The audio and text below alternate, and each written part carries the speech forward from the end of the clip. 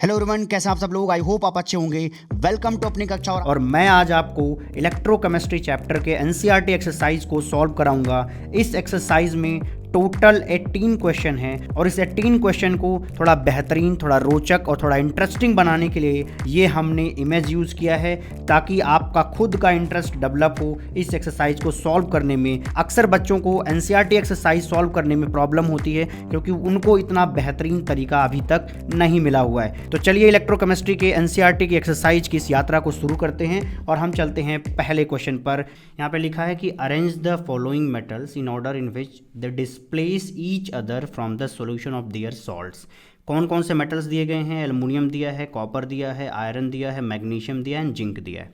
आपको 5 मेटल्स दिए गए हैं और आपको उनको ऑर्डर में सेट करना है कि कौन सा मेटल दूसरे मेटल को उसके सॉल्ट सॉल्यूशन से उसको डिस्प्लेस कर सकता है या हटा सकता है। क्लियर है? या सब्स्टिट्यूशन कर सकता है। अब इसका आंसर देख लेते हैं। ये जो पहला पॉइंट लिखा है ये फाइनल रिजल्ट है, लेकिन इसको समझेंगे कैसे उसके लिए आते हैं हम इस छोटे से एक्सपेरिमेंट की तरफ। हमने पढ़ा हुआ है इलेक्ट्रोकेमिस्ट्री चैप्टर में कि जब हम कॉपर सल्फेट लेते हैं और उस कॉपर सल्फेट में हम जिंक की रॉड डालते हैं तो क्या होता है, जो ये ब्लू कलर का सोल्यूशन होता है कॉपर सल्फेट का, वो क्या हो जाता है, धीरे धीरे फेड होने लग जाता है। ऐसा क्यों होता है? क्योंकि कॉपर सल्फेट में जो Cu2+ प्रेजेंट है वो कॉपर सॉलिड में जाता है और जो जिंक होता है वो Zn2+ में जाता है। तो यहाँ पे ये रिएक्शन होती है, इस वजह से ये कलर क्या होता है, फेड होने लग जाता है, मतलब हल्के ब्लू की तरफ जाने लग जाता है। क्लियर है? अब इसी चीज़ को हम रिएक्शन के माध्यम से समझ सकते हैं। देखिए हमने क्या लिया, कॉपर सल्फेट का एक्वस सॉल्यूशन लिया, उसमें क्या डाल दिया, जिंक रॉड डाल दिया। यहाँ पे हमने क्या लिखा है, सॉलिड, तो ये क्या है, सॉलिड ही तो है। क्लियर है? ऐसा करने पे क्या होगा कि जिंक इसको हटा देगा। किसको हटा देगा भाई? कॉपर को हटा देगा। क्यों हटा देगा? अब ये आता है सवाल। क्योंकि जिंक क्या होता है, पावरफुल होता है विद रिस्पेक्ट टू कॉपर। अब हमें कैसे पता चलेगा कि भाई जिंक इसको डिस्प्लेस कर सकता है? इसको हम पता करते हैं एसआरपी वैल्यूज़ से। एसआरपी वैल्यूज़ का अंदाज़ा कहाँ से लगता है? इलेक्ट्रोकेमिकल सीरीज से। ठीक, तो आपको जितने भी मेटल दिए जा रहे हैं, आपको जितने भी मेटल दिए जा रहे हैं उसको आप इलेक्ट्रोकेमिकल सीरीज के हिसाब से लिख दीजिए। तो मैग्नीशियम ऊपर आएगा, फिर एल्युमिनियम, फिर जिंक, फिर आयरन एंड फिर कॉपर आएगा। जब हम मैग्नीशियम से कॉपर की तरफ आते हैं तो वहाँ पर स्टैंडर्ड रिडक्शन पोटेंशियल की वैल्यू बढ़ती है। कॉपर का यहाँ पे आप देख रहे हो एसआरपी वैल्यू क्या है, ज़्यादा है। इसका मतलब कॉपर 2+ जो है रिड्यूस होकर के कॉपर बनना चाहता है। अगर हम ऊपर वाला कोई सा भी रॉड जो है कॉपर सल्फेट के अंदर डालेंगे तो ये रिएक्शन हो जाएगी। ठीक, क्यों? क्योंकि यहाँ पे क्या हो रहा है, कॉपर 2+ किस में जा रहा है, कॉपर में जा रहा है। चलिए अब रिएक्शन में समझा देते हैं। देखिए कॉपर यहाँ पे क्या था, 2+ में, अब कितने में है, 0 में। तो यहाँ 0 ऑक्सीडेशन स्टेट है, यहाँ +2 ऑक्सीडेशन स्टेट है। इसका मतलब कॉपर का क्या हो रहा है, रिडक्शन। और ऑक्सीडेशन किसका हो रहा है, जो एक्टिव मेटल है। एक्टिव मेटल यहाँ पे कौन है, जिंक।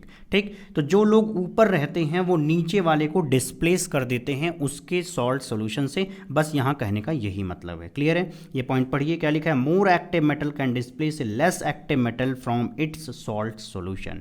अगर मैं बोलूं कि हमारे पास आयरन सल्फेट है तो कौन कौन डिस्प्लेस कर सकता है आयरन को? तो बोलोगे जो लोग ऊपर हैं, तो सिर्फ ये 3 कर पाएंगे। अगर मैं बोलूं कि जिंक सल्फेट है तो कौन कौन से कर सकते हैं? सिर्फ ये दोनों लोग जिंक सल्फेट से Zn2+ निकाल के बाहर कर देंगे। क्लियर है? क्या मैग्नीशियम सल्फेट का अगर ये सोल्यूशन होता तो कोई रॉड डाल करके मैग्नीशियम 2+ को हटाया जा सकता था? जवाब है नहीं, क्योंकि सारे लोग तो नीचे की तरफ रह रहे हैं। ठीक, तो ज़्यादा एक्टिव कौन है, मैग्नीशियम। अगर मैग्नीशियम ज़्यादा एक्टिव है तो उसको हम हटा नहीं सकते उसके सॉल्ट सोल्यूशन से by using these metals. Clear है? ओके, तो इस हिसाब से आपका आंसर बनता है magnesium, aluminium, zinc, iron and copper. ठीक है, तो बस वही एसआरपी वैल्यू के हिसाब से हमने यहाँ पे लिख दिया है। ओके, नेक्स्ट क्वेश्चन देखते हैं 3.2। Given the standard electrode potential K+K -2.93 volt and Ag+Ag 0.8 volt. अगला दिया है 0.79 वोल्ट, किसके लिए, Hg2+ के लिए। अगला Mg2+ के लिए -2.37 वोल्ट। क्रोमियम 3+2 क्रोमियम जाने का जो आपका रिडक्शन पोटेंशियल है वो है -0.74 वोल्ट। आपसे पूछा क्या जा रहा है, arrange these metals in their increasing order of reducing power. अब आपको ये देखना है कि रिड्यूसिंग पावर और इस दिए गए इलेक्ट्रोड पोटेंशियल के बीच में क्या रिलेशन है। तो पहले आपको ये पता करना होता है कि ये एसआरपी वैल्यू है या स्टैंडर्ड ऑक्सीडेशन पोटेंशियल है, रिडक्शन पोटेंशियल है या ऑक्सीडेशन, तो आप देखेंगे K प्लस टू K दिया गया, तो ये है क्या, रिडक्शन है। इस वजह से जो भी वैल्यू यहाँ पे दिया जा रहा है वो क्या होगा, SRP वैल्यू होगा। वैसे भी आपके बोर्ड में SRP वैल्यूज़ ही दिए जाते हैं क्योंकि IUPAC के हिसाब से अक्सर यही यूज किया जाता है। क्लियर है? ओके, अब इसके आंसर की तरफ चलते हैं। हम ये रिलेशन देखेंगे कि रिड्यूसिंग पावर और इस दिए गए स्टैंडर्ड रिडक्शन पोटेंशियल के बीच में क्या रिलेशन होता है। देखिए ये रिलेशन मैंने यहाँ पे लिख रखा है कि reducing power is improportional to SRP value, मतलब कि SRP वैल्यू अगर ज़्यादा होगी तो रिड्यूसिंग पावर कम होगा, और अगर SRP वैल्यू बहुत कम होगी या माइनस में होगी तो उसका रिड्यूसिंग पावर बहुत ही क्या आएगा, ज़्यादा आएगा। क्लियर है? तो यहाँ पर लाइन पढ़ लीजिए क्या लिखा है, the lower the reduction potential higher is the reducing power. Clear है? ओके, अब हम देखते हैं इसका क्या ऑर्डर बनाएंगे। सबसे कम किसका है भाई, -2.93 वोल्ट किसका है, K प्लस का। इसके बाद क्या आएगा, -2.37 वोल्ट, ये किसका है, मैग्नीशियम 2 प्लस का। इसके बाद किसका है, -0.74 वोल्ट क्रोमियम 3 प्लस। फिर आएगा 0.79 वोल्ट Hg2 प्लस। फिर आएगा 0.8 वोल्ट Ag प्लस का। क्लियर है? तो ये ऑर्डर दिया गया है। सबसे ज़्यादा किसका है स्टैंडर्ड रिडक्शन पोटेंशियल, तो Ag प्लस का। सबसे कम किसका है, K प्लस का। तो यही चीज़ मैंने यहाँ पे लिख दिया है, the given standard electrode potential increase in this order. ठीक है, यही ऑर्डर यहाँ पे लिखा गया है। अगर आपको ये ऑर्डर समझ में आ गया है, फिर हम क्या करेंगे, इसका जस्ट उल्टा कर देंगे और आपको क्या मिल जाएगा, रिड्यूसिंग पावर मिल जाएगा। तो देखिए ये जो पीछे था वो आगे आ गया, और ये भाई साहब Ag प्लस वाले जो आगे थे वो आगे जाएंगे पीछे, क्योंकि इन्वर्सली प्रोपोर्शनल हो रहा है। ओके, नेक्स्ट क्वेश्चन 3.3 पर चलते हैं। लिखा है depict the galvanic cell in which the following reaction this takes place and further so. First दिया है which of the electrode is negatively charge. आपको बताना है कि कौन सा जो इलेक्ट्रोड है वो नेगेटिवली चार्ज्ड होता है। The carriers of the current in the cell, cell के अंदर जो करंट बह रही होती है वो किसकी वजह से बह रही है, उसका कैरियर कौन है। ठीक है, next is individual reaction at each electrode, मतलब कैथोड और एनोड पर क्या रिएक्शन हो रही है, हमें इसके बारे में बताना है। इसके आंसर की तरफ चलते हैं।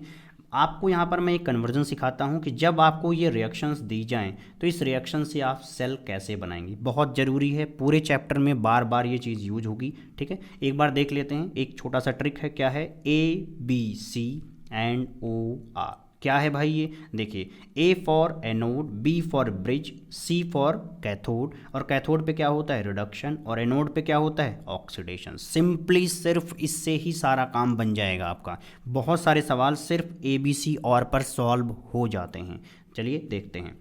यहाँ पर देखिए क्या हो रहा है, जिंक कहाँ जा रहा है, जिंक 2 प्लस में, मतलब ऑक्सीडेशन हो रहा है। तो ये रिएक्शन कहाँ पे होगी, एनोड पे होगी, क्योंकि हमने बताया ना कि ए के नीचे क्या रहता है, ऑक्सीडेशन। तो यहाँ पर हमने देखिए ऑक्सीडेशन के लिए लिख दिया है कि जिंक सॉलिड कहाँ जा रहा है, जिंक 2 प्लस में।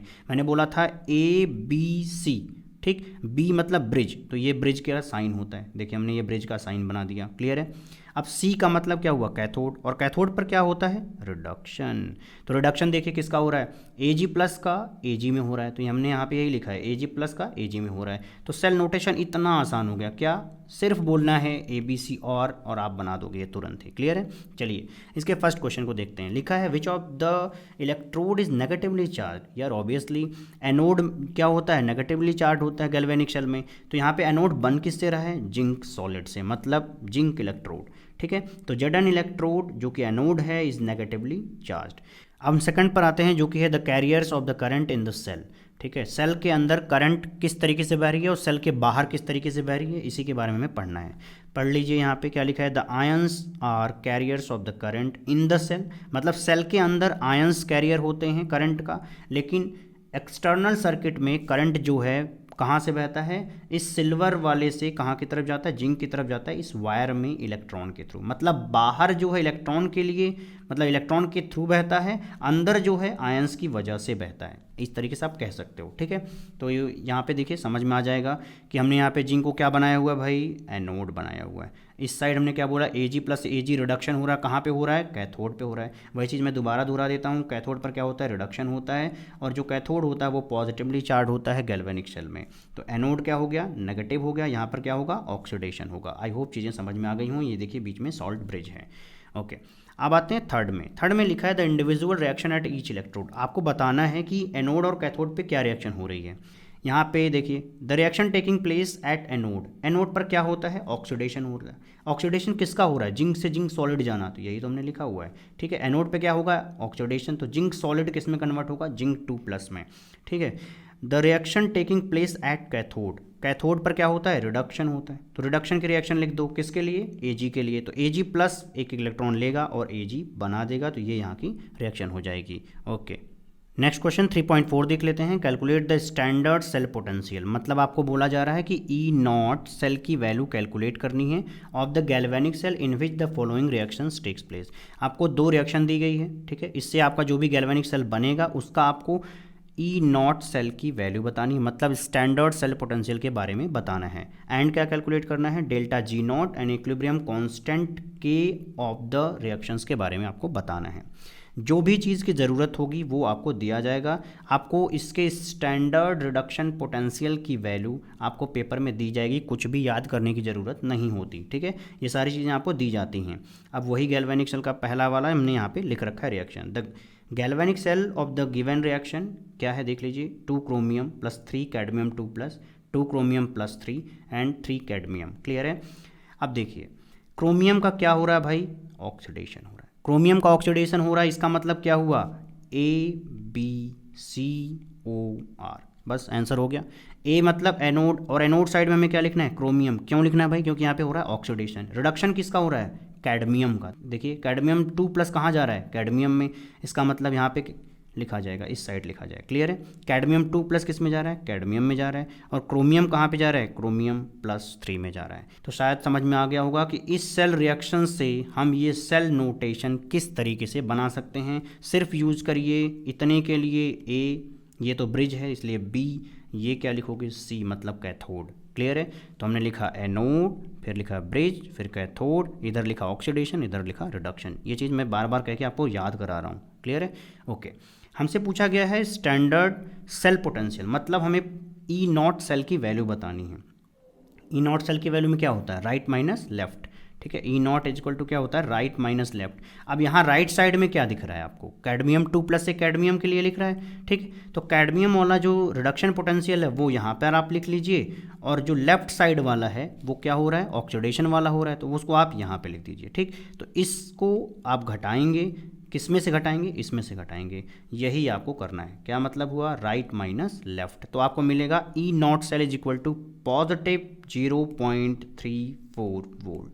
क्लियर है। ओके, हमने अब तक E0 सेल की वैल्यू निकाल ली है। अब हमें निकालना है डेल्टा G0 और इक्विलिब्रियम कांस्टेंट की वैल्यू, ठीक है। अब देखिए अगर हमें डेल्टा G0 की वैल्यू निकालनी है तो हमें पता होना चाहिए ये फॉर्मूला, जो कि है डेल्टा G0 = -NF E0, ठीक है, E0 सेल। अब यहाँ पे n क्या है, number of electron involve in the cell reaction, मतलब आपके सेल रिएक्शन में कितने इलेक्ट्रॉन का ट्रांसफर हुआ है कुल मिला के, ठीक है। f क्या है, फैराडे के बारे में बताता है। E0 सेल तो आपने निकाल रखा है, ठीक। तो n की वैल्यू निकालेंगे कैसे, उसके लिए आपको फिर से रिएक्शन देखना पड़ेगा एक बार। देखिए यहाँ पर क्या कोई इलेक्ट्रॉन दिख रहा है, जवाब है नहीं। अगर इलेक्ट्रॉन ही नहीं दिख रहा है तो हमें पता कैसे चलेगा नंबर ऑफ इलेक्ट्रॉन इन्वॉल्व, तो उसके लिए आपको टोटल चार्ज देखना पड़ता है। टोटल चार्ज देखिए यहाँ पे कितना है, 3 × 2 कितना है, 6 पॉजिटिव चार्ज। अगर 6 पॉजिटिव चार्ज है तो उसको न्यूट्रलाइज करने के लिए 6 इलेक्ट्रॉन लगेंगे जरूर, ठीक। इसका मतलब क्या हुआ, n = 6 हो जाएगा। ओके, अब देखिए n क्या रख दिया हमने, 6 रख दिया। f की वैल्यू क्या रख दी, 96487 कूलम पर मोल, ठीक है, ये पर मोल लिख दिया। एंड E0 सेल की वैल्यू देखिए ये तो दिया गया था, ये हमने यहाँ पे पुट कर दिया। इसको मल्टीप्लाई करेंगे तो देखिए यहाँ पे क्या है, कूलम है, और यहाँ पे क्या है, वोल्ट। तो कूलम और वोल्ट मिला के क्या बन जाता है, जूल बन जाता। तो यहाँ पे देखिए हमने जूल लिख दिया, बाद में हमने इसको कन्वर्ट कर दिया किलो जूल में, ठीक, थोड़ा सा आसान दिखेगा। डेल्टा G0 = कितना हो जाएगा, -196.83 किलो जूल पर मोल। ओके, अब हमें निकालना है इक्विलिब्रियम कांस्टेंट K, तो उसके लिए हमें रिलेशन पता होना चाहिए डेल्टा G0 और log K के बीच में, ठीक। क्या होता है, delta G0 = -2.303 RT log K, ठीक, जो यहाँ पे लिख दिया गया है। ओके, यहाँ से आप लिख सकते हो log k is equal to minus delta G naught divide by 2.303 RT। तो यहाँ पे डेल्टा जी नॉट की वैल्यू आपको दे रखी थी, वही डेल्टा जी नॉट की वैल्यू आपको यहाँ पे पुट करनी है। ठीक, 2.303, R की वैल्यू क्या होती है 8.314, क्योंकि आपको जूल में निकालना है। ठीक है, अब देखिए यहाँ पे किलो जूल था, तो किलो के लिए हमने क्या रख दिया 10⁻3। ओके, T कितना हो जाएगा 298 केल्विन। इसको आप सॉल्व करोगे तो कितना मिलेगा 34.496। k is equal to antilog of this, जो पॉइंट के इधर रहता है वो 10 की पावर में चला जाता है, तो आपको k कितना मिलेगा 3.13 इंटू 10 की पावर 34k। ठीक, इसको आप क्या करोगे, इसका एंटी लॉग देखोगे तो इतना मिलेगा। ओके, अब हम इसके सेकंड एग्जांपल को देखेंगे। सेकंड एग्जांपल को वैसे आप पूरी तरह से सॉल्व कर सकते हैं, एकदम वही पैटर्न है जो आपको इस फर्स्ट क्वेश्चन में आपको पैटर्न दिख रहा है, एकदम सिमिलर है, बस आपको क्या है कैलकुलेशंस करनी पड़ेंगी थोड़ी। ठीक है, तो उसमें जो भी डेटा यूज होगा मैंने पहले से लिख रखा है।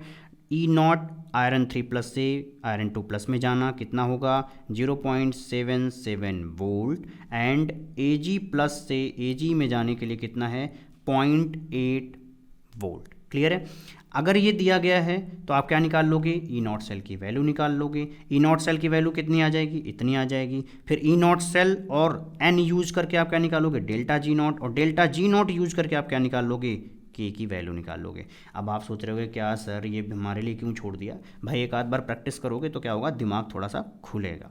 ओके, नेक्स्ट क्वेश्चन पे चलते हैं जो कि है 3.5, राइट द नर्स्ट इक्वेशन। आपको नर्स्ट इक्वेशन लिखना है, and EMF of the following cell at 298 kelvin.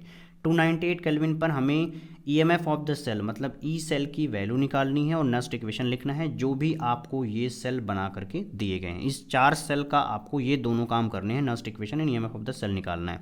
पहला देख लेते हैं क्या है, मैग्नीशियम सॉलिड किस में जा रहा है मैग्नीशियम 2+ में, एंड फिर ब्रिज है, फिर क्या लिखा है कॉपर 2+ किस में जा रहा है कॉपर में जा रहा है। उसके लिए जो भी ज़रूरत पड़ेगी वो आपको दिया जाएगा, मतलब स्टैंडर्ड रिडक्शन पोटेंशियल की वैल्यू आपको पेपर में दिया जाएगा। ठीक है, कुछ भी याद नहीं करना होता।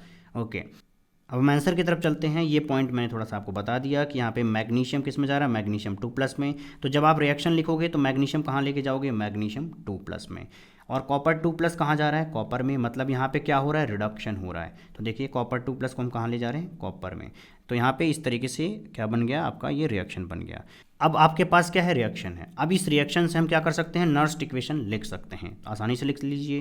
क्या लिखा है E cell is equal to E naught cell minus 0.059 divide by n. N का मतलब वही नंबर ऑफ इलेक्ट्रॉन जो एक्सचेंज हो रहे हैं, कितने इलेक्ट्रॉन होंगे भाई यहाँ पे 2+ है यहाँ पे 2+ है, तो न्यूट्रलाइज सिस्टम एक तरीके समझ लीजिए कि यहाँ पे क्या हो जाएगा, अगर 2+ है तो वहाँ पे भी 2 इलेक्ट्रॉन होगा, यहाँ पे भी 2 इलेक्ट्रॉन का क्या हुआ होगा एक्सचेंज हुआ होगा, किसी ने किसी को दिया होगा। ठीक, ओके, तो यहाँ पे हमने 2 पुट कर दिया, एंड लॉग, फिर लॉग के साथ क्या रहता है क्यू रहता है। फॉर्मूले में जब आप देखोगे तो क्या रहेगा लॉग क्यू, क्यू का मतलब होता है रिएक्शन कोसेंट, और कोसेंट जब लिखा जाता है तो कंसंट्रेशन ऑफ प्रोडक्ट ऊपर और कंसंट्रेशन ऑफ रिएक्टेंट नीचे लिखा जाता है।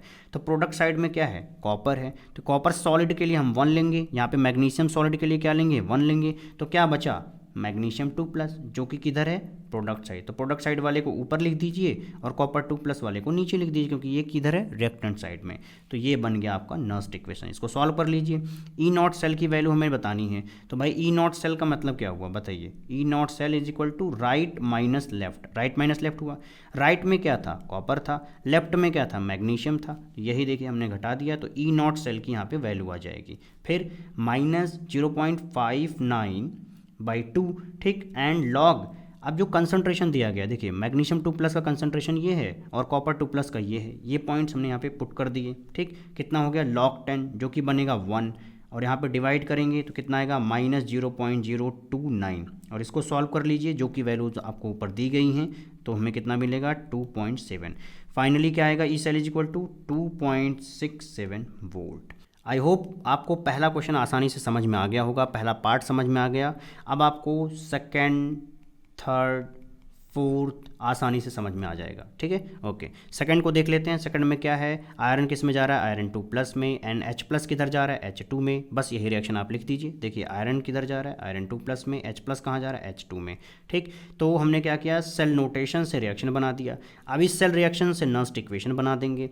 क्लियर है, अब यहाँ पे कितने इलेक्ट्रॉन का एक्सचेंज हुआ होगा, 2+ इधर भी है 2+ इधर भी है, भाई ये 2 मल्टीप्लाई 1 करोगे इधर भी 2 आ जाएगा, तो 2 इलेक्ट्रॉन का एक्सचेंज हुआ है इसलिए हमने यहाँ पे 2 रख दिया। एंड लॉग कंसंट्रेशन के टर्म में ये वाले पॉइंट इधर ला दोगे और ये वाला पॉइंट क्या करोगे, ये इसके नीचे लाओगे। लेकिन अब क्या लिखोगे, H प्लस की पावर 2 क्यों लिखा हमने, क्योंकि इसके सामने क्या लिखा है, इसका स्टोइकोमेट्रिक कांस्टेंट क्या है, 2 है, तो वो पावर में आता है। ठीक है, ये पॉइंट आपको पता होगा क्योंकि आपको लॉग क्यू के बारे में थोड़ी जानकारी होगी, रिएक्शन कोसेंट आप समझते होंगे। ओके, अब हम देखते हैं ई नॉट सेल कैसे निकालोगे। भाई ई नॉट सेल मतलब क्या हुआ, राइट माइनस लेफ्ट ना, तो राइट में क्या था, ये था, तो हमने ये लिख दिया। देखो भाई E naught H plus H2 minus iron 2 plus 2 Fe, clear है ना, क्योंकि ये लेफ्ट साइड में, तो लेफ्ट वाला पॉइंट हमने क्या किया, यहाँ लिख दिया। शायद समझ में आ रहा होगा। ठीक है, तो ये क्या हो गया, अब एक तरीके से आप समझिए, ये right minus left, simple. Okay, 0.059 divide by 2, वो बात तो समझ में आ गई। फिर लॉग हमने आयरन 2 प्लस की जो कंसंट्रेशन है वो यहाँ पुट कर दिया, और H प्लस के लिए कितना दिया गया है, देखिए 1 मोलर दिया गया है, तो 1 की पावर क्या हो जाएगा, 2 हो जाएगा। तो इसको देखिए क्या होगा, 10 की पावर -3, तो लॉग 10 की पावर -3 को आप क्या लिखते हो, -3, क्लियर है। तो यहाँ पे ये पॉइंट पुट कर लीजिए। H प्लस से H2 जाने का तो आपको पता है कि स्टैंडर्ड सेल पोटेंशियल है, तो ये 0 होता है, और इसकी वैल्यू ऊपर दी गई है तो उसको यहाँ पे पुट कर लीजिए। इसको जब सॉल्व करेंगे तो ई सेल की वैल्यू कितनी आ रही है, 0.53 वोल्ट आ रही है। ओके, सिमिलरली आप थर्ड देख सकते हो, यहाँ पे भी क्या होगा, जो टिन है वो टिन 2 प्लस में जा रहा है, मतलब SN2 प्लस में जा रहा है, और H प्लस H2 में जा रहा है, तो ये आपको सेल रिएक्शन दिखेगी। नस्ट इक्वेशन में आप क्या करोगे, जो प्रोडक्ट वाला है वो क्या करोगे, ऊपर लिख देना, और H प्लस वाले को नीचे लिख करके स्क्वायर कर देना, क्योंकि यहाँ पे स्टोइकोमेट्रिक कांस्टेंट क्या आ रहा है, 2 आ रहा है। अब यहाँ पे आप पुट कर लीजिए, इनकी कंसंट्रेशन रखिएगा, ये चीज़ मिल जाएगी। ई नॉट सेल की वैल्यू सिंपल सा भाई राइट माइनस लेफ्ट, ठीक, राइट माइनस लेफ्ट पुट कर लिया, आपको मिला ई सेल की वैल्यू। उसी तरीके से हम फोर्थ देखते हैं। फोर्थ में क्या है, यहाँ पे Br2 लिक्विड दिया है एंड Br नेगेटिव का कंसंट्रेशन दिया है, फिर H प्लस दिया है उसकी कंसंट्रेशन, फिर H2 1 बार एंड लिखा हुआ प्लैटिनम सॉलिड, क्लियर है। अच्छा, ये सॉलिड प्लैटिनम क्यों लिखा गया है, वो इसलिए लिखा गया है क्योंकि जो आपने Br2 एंड Br नेगेटिव लिया है, ये दोनों क्या है, लिक्विड है। देखिए ये लिक्विड है, ये तो गैस है और ये लिक्विड है, तो भाई इलेक्ट्रोड कौन है, तो उस समय इलेक्ट्रोड क्या है, दोनों तरफ प्लैटिनम है। ठीक है, शायद इतनी बात समझ में आई होगी, सेल समझ में आया होगा। अब हम इससे क्या बनाएंगे, रिएक्शन बना लेंगे। देखिए इस साइड हमें क्या करना रहता है भाई, ऑक्सीडेशन, ठीक है, इस साइड हमें ऑक्सीडेशन और इस साइड हमें क्या करना रहता है, रिडक्शन। चलिए देख लेते हैं। ऑक्सीडेशन के लिए हमें क्या लिखना पड़ेगा, Br नेगेटिव से Br2। क्यों बोल रहा हूँ मैं, क्योंकि ये -1 से कहाँ जा रहा है, 0, तो -1 से 0 जाना क्या होता है, ऑक्सीडेशन, नंबर इंक्रीज होना होता है, इसका मतलब ये ऑक्सीडेशन का प्रोसेस है। अब H प्लस से कहाँ जा रहा है, H2, तो भाई यहाँ पे +1 है, यहाँ पे 0, तो +1 से 0 जाना रिडक्शन, तो ठीक लिखा है ना भाई। इस साइड क्या होता है, रिडक्शन होता है। इसको देख करके आप नस्ट इक्वेशन लिख सकते हो। देखो भाई यहाँ पे सबके लिए क्या लिख दोगे, यहाँ के पॉइंट के लिए आप क्या लिखोगे, 0, ठीक है। Br2 हमें लिक्विड लिखना चाहिए था, यहाँ पे आपको लिखना चाहिए Br2 लिक्विड, मैं यहाँ पे लिख देता हूँ Br2 लिक्विड। ओके, यहाँ पे इसके लिए तो कुछ लिखना नहीं हमें, ठीक है। H2 गैस के लिए वो भी हमें 1 बार दिया है, तो रखने का कोई फ़ायदा नहीं, 1 ही आएगा, क्लियर। तो क्या हुआ, इस प्रोडक्ट वाले साइड को हम नीचे की तरफ लिखते ही हैं, तो ब्रोमीन नेगेटिव के साइड में क्या लिखा है, देखिए 2 लिखा है, यहाँ पे भी 2 लिखा है, इसलिए क्या करोगे, स्क्वायर करोगे, उनकी कंसंट्रेशंस को पुट कर लेना और स्क्वायर कर लेना, तो आपको ई नॉट की जो वैल्यू मिलेगी वो ये मिलेगी, क्लियर है। अब हम 6th क्वेश्चन पे आते हैं। 6th क्वेश्चन में लिखा है कि जो बटन सेल्स होते हैं जो कि यूज किए जाते हैं वॉचेज में, उनमें ये रिएक्शन हो रही होती है, ठीक है। रिएक्शन एक बार पढ़कर देख लेते हैं क्या लिखा है। Zinc solid plus Ag2O solid plus water liquid, जो कि कन्वर्ट हो जाता है zinc 2 plus aqueous and 2Ag solid plus 2OH negative aqueous. इस रिएक्शन के लिए हमें डेल्टा G0 और E0 की वैल्यू निकालनी है। और क्या दिया गया है कि जब जिंक 2 प्लस में जा रहा था उस समय जो E0 की वैल्यू थी वो थी 0.76 वोल्ट। लेकिन एक बात ध्यान दें कि यहाँ पर जो जिंक है वो जिंक 2 प्लस में जा रहा है, मतलब यहाँ पे ऑक्सीडेशन हो रहा है, तो ये क्या होगा, ऑक्सीडेशन पोटेंशियल, मतलब स्टैंडर्ड ऑक्सीडेशन पोटेंशियल होगा। ये रिडक्शन पोटेंशियल नहीं है, क्योंकि यहाँ पर प्रोसेस क्या हो रहा है, ऑक्सीडेशन का हो रहा है। अच्छा, ये ऑक्सीडेशन का प्रोसेस होता कहाँ पे है, एनोड पर होता है। दूसरा देख लेते हैं, Ag2O में Ag प्लस आएगा और ये कन्वर्ट किस में हो रहा है, Ag में, मतलब पॉजिटिव से हम किस में जा रहे हैं, 0 में, तो प्लस से 0 जाना रिडक्शन होता है, और रिडक्शन कहाँ पे होता है, कैथोड में। मतलब जो ये E0 की वैल्यू दी गई है ये स्टैंडर्ड रिडक्शन पोटेंशियल है, ठीक है। तो पहले हम जो ये ऑक्सीडेशन ऑक्सीडेशन पोटेंशियल था उसको लिख लेते हैं रिडक्शन पोटेंशियल में। तो उसको कैसे लिखेंगे, जिंक 2 प्लस से जिंक लिखेंगे तो हम यहाँ पे माइनस लगा देंगे। भाई यहाँ पे ये पॉजिटिव था, देखिएगा स्टैंडर्ड रिडक्शन पोटेंशियल और स्टैंडर्ड ऑक्सीडेशन पोटेंशियल में माइनस का रिलेशन होता है सिर्फ, ठीक है, इन दोनों के बीच में माइनस का रिलेशन होता है। तो इस तरीके से हमने ये लिख दिया कि E naught zinc 2 plus 2 zinc is equal to minus 0.76 और ये वाली वैल्यू तो यहाँ पे दी ही गई है। अब हमें देखना है कि number of electrons involve in this reaction, हमें साफ साफ दिख रहा है ये 2 इलेक्ट्रॉन इन्वॉल्व हो रहे हैं, इनके हाफ सेल में हमें इलेक्ट्रॉन्स दिख रहे हैं, तो हो जाएगा n इज इक्वल टू 2। अब हम निकालते हैं ई नॉट की value. E naught cell is equal to क्या होता है, कैथोड माइनस एनोड। कैथोड पर ये रिएक्शन हो रही है तो हमने लिख दिया 0.344 वोल्ट माइनस ऑफ एनोड की जो रिएक्शन होगी, एनोड पर ये रिएक्शन हो रही होती है तो हमने ये लिख दिया कि माइनस 0.76 वोल्ट, ठीक है। तो हम घटाएंगे यहाँ पे तो ये पॉजिटिव हो जाएगा, देखो माइनस माइनस मिलके पॉजिटिव, तो सब जुड़ जाएंगे, जुड़ने के बाद बनेगा ई नॉट सेल 1.104 वोल्ट। ओके, अब हम देखते हैं डेल्टा जी नॉट क्या होता है। Delta G naught is equal to हमने पढ़ रखा है कि minus n F E naught होता है, ठीक है। एन की वैल्यू हमने दे रखी है, एफ की वैल्यू हमने रख दिया 96487 मल्टीप्लाइड बाई 1.104, इसको मल्टीप्लाई करने पे हम उसको किलो जूल में बाद में कन्वर्ट कर लेंगे तो हो जाएगा delta G naught is equal to minus 213.04 kilo joule.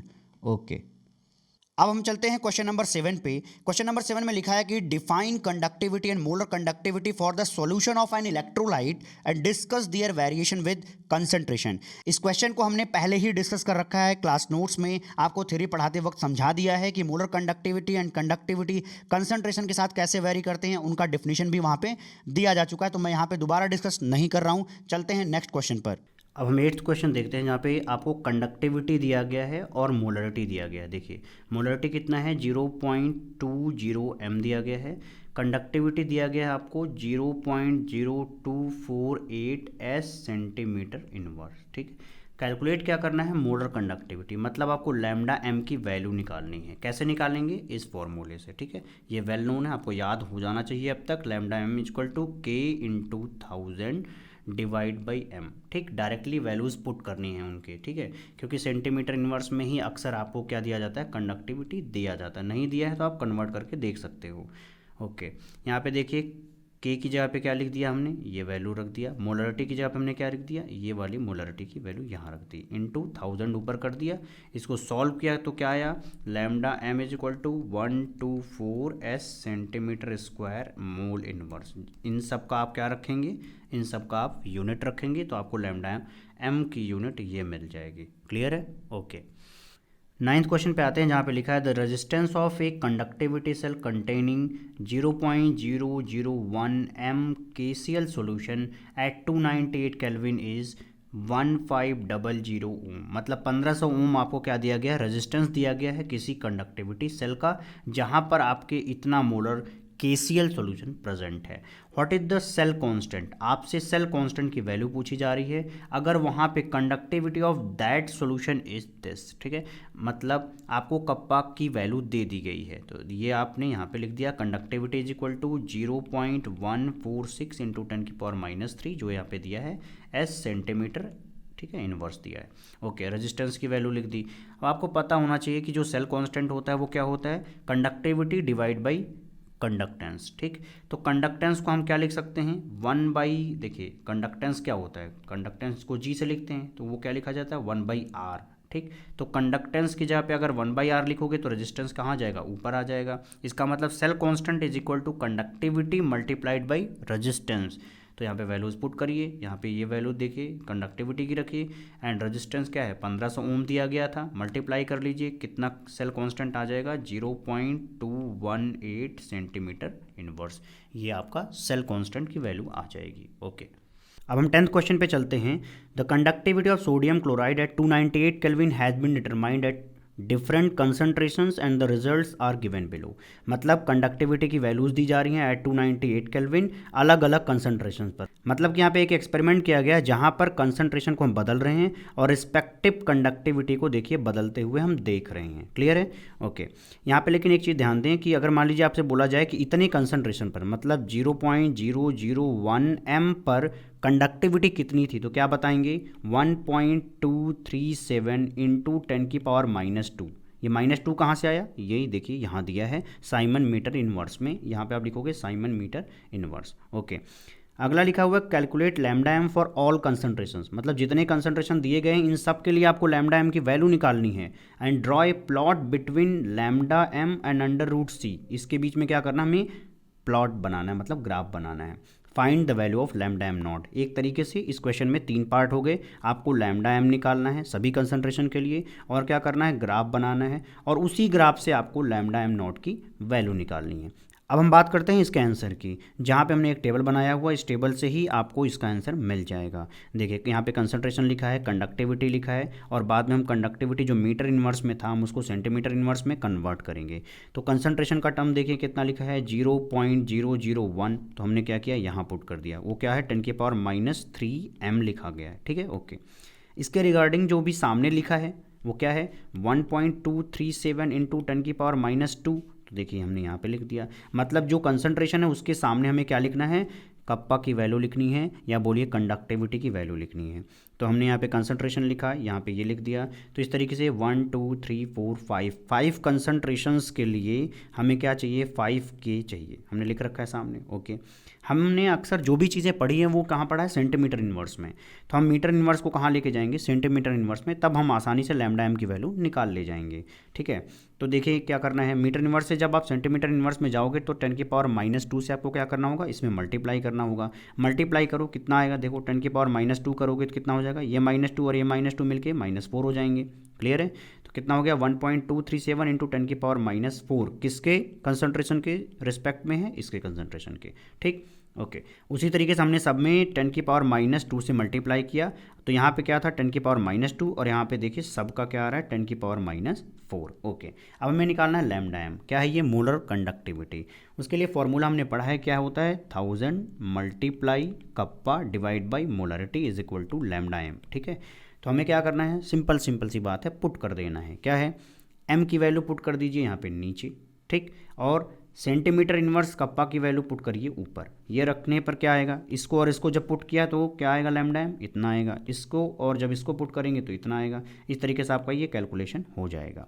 Table के अगले पार्ट में √c निकालना है, मतलब आपको कंसंट्रेशन दिया गया है उसको क्या करना है, अंडर रूट में लेके आना है। जैसे आप पहला एग्जांपल देखिए, 10⁻³ का जब आप अंडर रूट लेंगे तो वो हो जाता है 0.0316, जो कि यहाँ पे रखा गया है।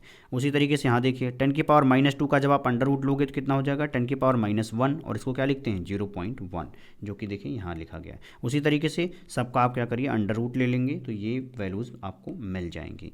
इस तरीके से हमने सब कंसंट्रेशन के लैम्डा एम यहाँ पे देखिए कैलकुलेट कर दिए हैं, और आगे ग्राफ बनाने के लिए हमें लैम्डा एम और अंडर रूट के वैल्यूज़ की ज़रूरत पड़ेगी, तो वो भी हमने निकाल लिया है। चलिए अब ग्राफ बना लेते हैं। देखिए ग्राफ बनाने में आपको क्या करना है, यहाँ पे वाई एक्सिस पर हमने लैम्डा एम ले लिया है, और एक्स एक्सिस पर हमने क्या लिया है, अंडर रूट लिया है। ठीक, तो यहाँ पे हमने जब ग्राफ बनाया उस ग्राफ में हमें क्या मिला देख लेंगे, 0.0316 के रिगार्डिंग यहाँ पे दिया है 123.7। तो ये पॉइंट आपको देखना है कि देखो भाई लैम्डा एम में ये कहाँ आता है 123.7, तो कहीं यहाँ पे आ रहा होगा। ठीक है, यहाँ पे आ रहा है, तो वो पॉइंट देखो यहाँ पे मिल गया। जो ये वैल्यू दी गई है वो कहाँ से आई है, वो एक्स वाले पार्ट से आएगी। ठीक है, तो देखिए क्या लिखा है 0.0316। ठीक है, तो आपको लगेगा कि यहाँ पे इसके थोड़ा पहले होगा। ओके, तो यहाँ पे ऐसे पॉइंट मिल जाएंगे। ऐसा सवाल आपके पेपर में नहीं आता, लेकिन कुछ कॉन्सेप्ट सिखाने के लिए ये आपको दिया गया है। तो इस तरीके से हमने क्या किया, इस पॉइंट से इस पॉइंट से इस पॉइंट को, इस पॉइंट को और इस पॉइंट को मिला के आपके 5 पॉइंट मिल जाएंगे। फिर इन 5 पॉइंट को जब मिलाते हैं तो वो एक स्ट्रेट लाइन पे मिलते हैं। ओके, आई होप इतनी बात आपको समझ में आ गई होगी। अब हमसे पूछा गया था कि भाई लैम्डा एम नॉट की वैल्यू बताओ। अब वो कैसे बताएंगे ग्राफ से, तो देखो भाई लैम्डा एम नॉट का मतलब ही क्या होता है, नॉट का मतलब कंसंट्रेशन कितना, 0। तो कंसंट्रेशन 0 कहाँ है, यहाँ है। तो अगर कंसंट्रेशन 0 यहाँ है तो इसका मतलब लैम्डा एम के लिए हमें कहाँ जाना पड़ेगा, इसी पर जाना पड़ेगा। तो देखिए ये लाइन कहाँ जा कर के मिलती है, तो आप देखोगे ये मिलती है एग्जैक्टली 124.0 पर। क्लियर है, तो इस तरीके से कंसंट्रेशन 0 होने पर लैम्डा एम की वैल्यू कितनी हो जा रही है, 124.0 हो जा रही है। इसलिए हमने देखिए यहाँ पे लिख रखा है कि यहाँ पे लैम्डा एम नॉट की वैल्यू क्या आएगी, 124.0 S centimetre square and mole inverse आएगी। क्लियर है, ओके। 11वें क्वेश्चन पे चलते हैं। Conductivity of 0.00241 m acetic acid is this. तो ये किसकी वैल्यू दी गई है, ये मोलरिटी की वैल्यू जो आपको यहाँ दिख रहा है, ठीक है। एंड कंडक्टिविटी दिया है, इतना दिया है, तो यहाँ पे हमने कंडक्टिविटी भी गिवन में लिख रखा है। कैलकुलेट इट्स मोलर कंडक्टिविटी, मतलब आपको लैम्डा एम की वैल्यू निकालनी है, किसके लिए, इस दिए हुए कंसंट्रेशन के एसिटिक एसिड के लिए। And if lambda m not of acetic acid is this, मतलब लैम्डा एम नॉट की वैल्यू दे दी गई है। तो देखिए हमने यहाँ पे लैम्डा एम नॉट गिवन में लिख रखा है। What is it's dissociation constant, मतलब आपको के ए की वैल्यू निकालनी है। भाई ये एसिड है तो हमने क्या लिखा, के ए लिख दिया, ओके। अब हमें एक सिंपल सा वही फॉर्मूला लगाना है, क्या, lambda m is equal to k into 1000 divide by molarity. सब कुछ आपको दिया गया है, देखिए के की वैल्यू डायरेक्टली यहाँ पे पुट करिए, सेंटीमीटर इनवर्स में ही था, ठीक। मोलरिटी को आप नीचे पुट कर दीजिए, आंसर आ जाएगा। देख लीजिए यहाँ पे कप्पा की वैल्यू हमने लिख के यहाँ पे रख दिया एंड 1000 से मल्टीप्लाई कर दिया। मोलरिटी की वैल्यू क्या दिया गया था, ये दिया गया था, वो रख दिया। उसको सॉल्व किया तो लैम्डा एम की जो वैल्यू आई है वो आई है 32.76 S centimetre square mole inverse, जो कि इसका यूनिट है, ओके। अब हम देखते हैं कि डिसोसिएशन कांस्टेंट के की वैल्यू कैसे निकालेंगे। देखिए डिसोसिएशन कांस्टेंट निकालने के लिए हमें अल्फ़ा या डिग्री ऑफ डिसोसिएशन के बारे में जानकारी होना जरूरी है, क्योंकि इसी अल्फ़ा से ही तो हम के की वैल्यू निकालेंगे, किसके, एसिटिक एसिड के। तो क्या होता है degree of dissociation, degree of dissociation is equal to lambda m by lambda m naught. अब हमें लैम्डा एम भी पता है और लैम्डा एम नॉट तो दिया गया है, तो आपको अल्फ़ा मिल जाएगा। तो alpha is equal to lambda m divide by lambda m naught. देखिए लैम्डा एम की वैल्यू कितना दिया गया है, यहाँ पे इतना दिया गया है, लैम्डा एम नॉट इससे डिवाइड कर दीजिए तो टोटल अल्फ़ा कितना आ गया, इतना आ गया। अब हमें निकालना डिसोसिएशन कांस्टेंट के, तो हम क्या करेंगे, एसिटिक एसिड को डिसोसिएट करते हुए दिखाएंगे। CH3COO डिसोसिएट हो रहा है किसमें, CH3COO negative and H plus में। अगर मैं मान लूँ कि टाइम t इक्वल टू 0, मतलब इनिशियल कंसंट्रेशन C है, तो टाइम t पर कितना होगा, देख लीजिए ये कितना बनेगा तब, C अल्फ़ा, क्योंकि अल्फ़ा क्या था, डिग्री ऑफ डिसोसिएशन, ये भी कितना, C अल्फ़ा, तो ये कितना बन जाएगा, C माइनस C अल्फ़ा। भाई जितना ये बनेगा उतना आपको यहाँ पे C में से घटाना पड़ेगा, उसी को मैंने यहाँ क्या लिखा है, C1 माइनस अल्फ़ा। अब डिसोसिएशन कांस्टेंट की बात की जा रही है तो इक्विलिब्रियम कांस्टेंट है, तो क्या लिखोगे, C alpha into C alpha divide by C1 minus alpha, तो आपको ये वैल्यू मिल जाएगी। इसी को यहाँ पर अच्छे तरीके से खूबसूरती से लिख दिया गया कि A is equal to C alpha square 1 minus alpha. आप भी देख सकते हो, C से C कट कर दो, ये चीज़ यहाँ पे आपको मिल जाएगी।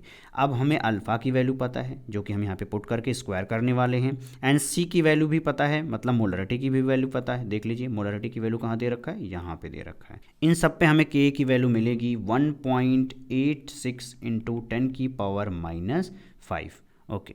अब क्वेश्चन नंबर 12 देख लेते हैं, जहाँ पर लिखा है how much charge is required for following reduction.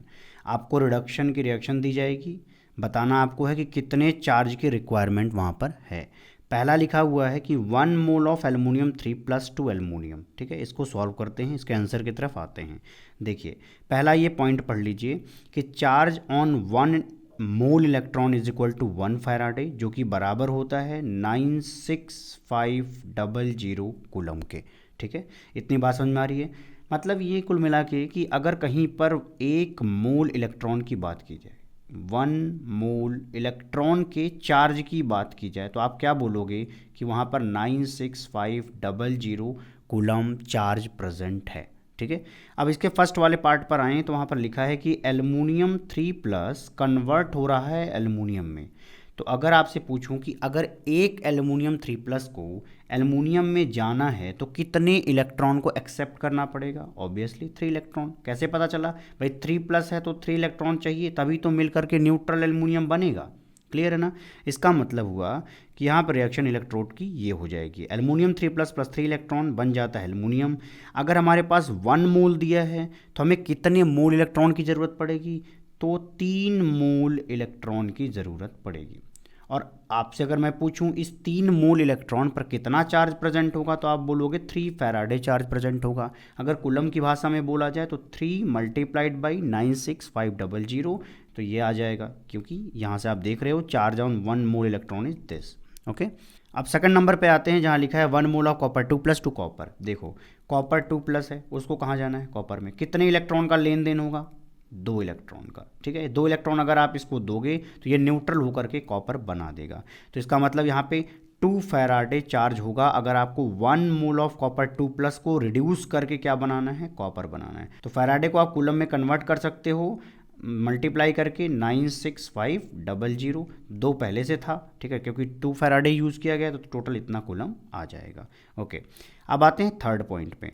Third क्या है, 1 mole of MnO4 negative 2 Mn+2। अब की बार डायरेक्टली आपको यहाँ का चार्ज नहीं दिया हुआ है तो आपको क्या निकालना पड़ेगा, ऑक्सीडेशन नंबर। ऑक्सीडेशन नंबर निकालेंगे, मान लीजिए x है, x+4 -2 किसका होता है, ऑक्सीजन का, इज इक्वल टू -1। यहाँ से x इज इक्वल टू कितना आ जाएगा, +7। कुल मिलाकर के MnO4 नेगेटिव पर कितना आएगा बोलो, +7 चार्ज आएगा। अब +7 चार्ज को कहाँ जाना है, Mn+2 में, मतलब +2 में। तो भाई +7 से +2 जाने के लिए हमें क्या करना होगा, 5 इलेक्ट्रॉन ऐड करना होगा, तभी तो यहाँ पर क्या होगा, माइनस हो जाएगा इससे और क्या बचेगा, 2 बचेगा। तो कुल मिला के मतलब ये निकला कि देखो quantity of charge required is 5 Faraday, क्योंकि 5 मोल इलेक्ट्रॉन का चार्ज हुआ, ठीक। तो 5 × दिस क्या हो जाएगा, कूलम में कन्वर्ट हो जाएगा। ओके, 13th क्वेश्चन पे आते हैं जहाँ लिखा है how much electricity in terms of faraday is required to produce 20 gram of calcium from molten CaCl2। CaCl2 से हमें क्या बनाना है, कैल्शियम, कितना ग्राम, 20 ग्राम। तो इसमें कितनी इलेक्ट्रिसिटी की या कितने चार्ज की ज़रूरत पड़ेगी इन टर्म्स ऑफ फैराडे आपको बताना है। क्लियर है, ओके। तो देखिए पहला पॉइंट देख लेते हैं। तो देखो भाई कैल्शियम क्लोराइड आपने बोला, तो कैल्शियम क्लोराइड में कैल्शियम का चार्ज कितना होगा, Ca2+ होगा। भाई क्लोरीन का कितना होता है, -1, तो मल्टीप्लाई कर दोगे, अगर मान लो इसको x मान करके 0 लिख दो तो ऑक्सीडेशन नंबर कितना आ जाएगा, +2। तो वही उसका चार्ज यहाँ पे दिख रहा है। तो कैल्शियम 2+ 2 इलेक्ट्रॉन लेकर के कैल्शियम बन रहा है। अभी मैंने आपको पढ़ाया कि भाई अगर एक कैल्शियम 2+ इधर जाने में कैल्शियम में 2 इलेक्ट्रॉन रिसीव कर रहा है तो 1 मोल अगर कैल्शियम प्रेजेंट होगा उस समय कितना फैराडे चार्ज चाहिए, तो 2 फैराडे चार्ज चाहिए। यही लिखा है, 1 mole of calcium requires 2F electricity. अब इसी 1 मोल ऑफ कैल्शियम को तुम क्या लिख सकते हो, 40 ग्राम लिख सकते हो कि नहीं लिख सकते, लिख सकते हैं। तो 40 ग्राम of calcium required 2F electricity. हमसे सवाल क्या पूछा गया है, सिर्फ 20 के लिए। तो देखो भाई अगर 40 पर 2F है तो 20 पर कितना हो जाएगा, 1F हो जाएगा। ओके, अब हम सेकंड पार्ट पे आते हैं जहाँ पे पूछा गया कि 40 gram of aluminium from molten Al2O3। ठीक है, अगर हमें क्या बनाना है, 40 ग्राम ऑफ एल्युमिनियम बनाना है, किससे, Al2O3 से। तो हमें कितने इलेक्ट्रिसिटी की ज़रूरत पड़ेगी। तो देखो भाई Al2O3 में ऑक्सीडेशन स्टेट ऑफ एल्युमिनियम कितना है, कितना है बोलो, +3 है, जो कि हमेशा +3 ही रहता है। ठीक है, क्या बनाना है हमें, एल्युमिनियम न्यूट्रल बनाना है। ठीक है, न्यूट्रल एल्युमिनियम बनाना है हमें। तो कितने इलेक्ट्रॉन की ज़रूरत पड़ेगी, तो 3+ है तो 3 इलेक्ट्रॉन की ज़रूरत पड़ेगी। इसका मतलब अगर हमें ये जो है 1 मोल बनाना है तो ये हमें 3 मोल लेना पड़ेगा। तो 1 mole of aluminium require 3 Faraday electricity. शायद समझ में आया हो। अब एक पॉइंट जो हमने यहाँ पे भी बताया है कि 1 मोल ऑफ कैल्शियम कैसे 40 ग्राम हो जाता है, उसी तरीके से 1 मोल ऑफ एल्युमिनियम कैसे 27 ग्राम हो जाता है, ये शायद आपको समझ में आता हो। अगर नहीं आता तो मैं आपको हिंट दे देता हूँ कि देखो भाई कैल्शियम का जो एटॉमिक वेट है वो कितना होता है, 40 ग्राम मोल इनवर्स होता है। ठीक है, और यहाँ पर कितना होता है एल्युमिनियम का, 27 ग्राम मोल इनवर्स होता है। मतलब 1 मोल एल्युमिनियम बराबर होता है 27 ग्राम ऑफ एल्युमिनियम के। ठीक है, उसी तरीके से आप यहाँ भी देख सकते हो। तो 1 मोल ऑफ एल्युमिनियम की जगह हमने क्या लिख दिया, 27 gram of aluminium requires 3F electricity. तो हमें पूछा कितने के लिए क्या था, 40 के लिए। तो 40 ग्राम के लिए कितना हो जाएगा, 3 divide by this multiplied by this, कितना आ जाएगा 4.44 फैराडे। तो आपको इतने इलेक्ट्रिसिटी की ज़रूरत पड़ेगी अगर आपको Al2O3 से 40 ग्राम ऑफ एल्युमिनियम बनाना है तो। ओके, 14th क्वेश्चन पे आते हैं जहाँ पे पूछा गया है कि how many electricity is required in coulombs for the oxidation of 1 mole of Al2O3 to O2।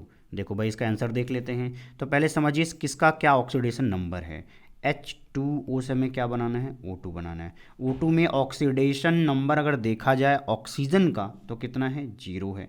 यहाँ पर कितना है ऑक्सीजन का, -2 है। तो -2 से 0 जाना क्या होता है, ऑक्सीडेशन होता है। चलो भाई ठीक है, लेकिन यहाँ पर कितने इलेक्ट्रॉन उसको निकालने पड़ेंगे तब तो 0 बनेंगे। तो भाई यहाँ -2 इलेक्ट्रॉन के बराबर का चार्ज है तो उसको क्या होगा, 2 इलेक्ट्रॉन निकालने पड़ेंगे। तो देखिए यही लिखा गया है यहाँ पे कि O2 2 नेगेटिव जा रहा है O2 प्लस 2 इलेक्ट्रॉन में। कुल मिलाकर के आप बोल सकते हो कि यहाँ पर 2 इलेक्ट्रॉन निकल रहा है अगर आप एक O2 नेगेटिव ले रहे हो, ठीक है। इसका मतलब क्या हुआ कि 1 मोल ऑफ H2O के लिए क्या हो जाएगा, 2F फैराडे हो जाएगा। तो 2F फैराडे के लिए क्या लिखोगे, 2 मल्टीप्लाइड 96500 कूलम, तो मल्टीप्लाई कर दिया। इतने क्वांटिटी ऑफ इलेक्ट्रिसिटी की रिक्वायरमेंट होगी अगर आप 1 मोल H2O को कन्वर्ट करके O2 बनाना चाहते हो तो। ओके, सेकंड पे आते हैं जहाँ पे लिखा है 1 मोल ऑफ FeO2 Fe2O3 बनाना है। ध्यान से देखें तो क्या बनाना है, FeO से क्या बनाना है, Fe2O3। क्लियर है। यहाँ पर ऑक्सीडेशन स्टेट देख लें सिर्फ, FeO में कितना होगा, Fe+2, Fe2O3 में देखेंगे तो कितना आएगा, +3। क्यों, क्योंकि ऑक्सीजन कितना होता है, -2। तो रख करके आप चेक करेंगे। इसका मतलब हमें कुल मिला के रिएक्शन क्या करवानी है, ये करवानी है कि आयरन 2+ से हमें आयरन 3+ में जाना है। बोलो कितने इलेक्ट्रॉन की रिक्वायरमेंट है, तो बोलोगे 1 इलेक्ट्रॉन की रिक्वायरमेंट है। मतलब अगर इसमें से 1 इलेक्ट्रॉन निकाल दिया जाए तो ये चीज़ बन जाएगी।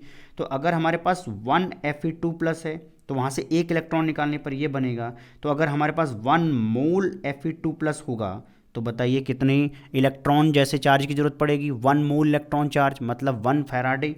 वही यहाँ पे लिखा गया है कि quantity of electricity required is equal to 1 faraday, जिसकी वैल्यू क्या है, 96500। ओके, 15th क्वेश्चन पे आते हैं जहाँ पे है कि ए सोल्यूशन ऑफ निकल nitrate is electrolysed between platinum electrodes using A current of 5 amperes for 20 minutes. What mass of निकल डिपॉजिटेड एट कैथोड।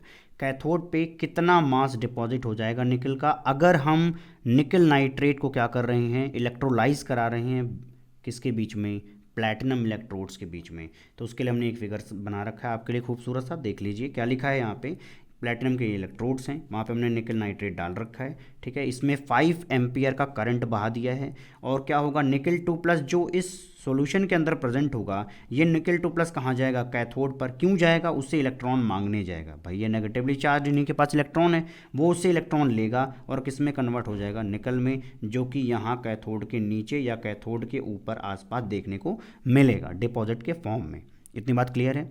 ओके, अब मैं आपको क्वेश्चन के माध्यम से समझाता हूँ क्या क्या लिखा है। देखिएगा, लिखा है 20 मिनट तक हमने 5 एम्पियर इसमें करंट बहा दिया है, मतलब चला दिया है, फ्लो करा दिया है। तो टोटल चार्ज कितना होगा, Q इक्वल टू क्या होता है, IT होता है। तो I हमें पता है 5 एम्पियर, T कितना पता है 20 मिनट, मिनट को आप सेकंड में लेके जाओगे तो 60 कर लोगे, तो कितना कूलम हो गया, 6000 कूलम तक आपने क्वांटिटी ऑफ इलेक्ट्रिसिटी पास कर दिया है, ठीक है, उस सेल से।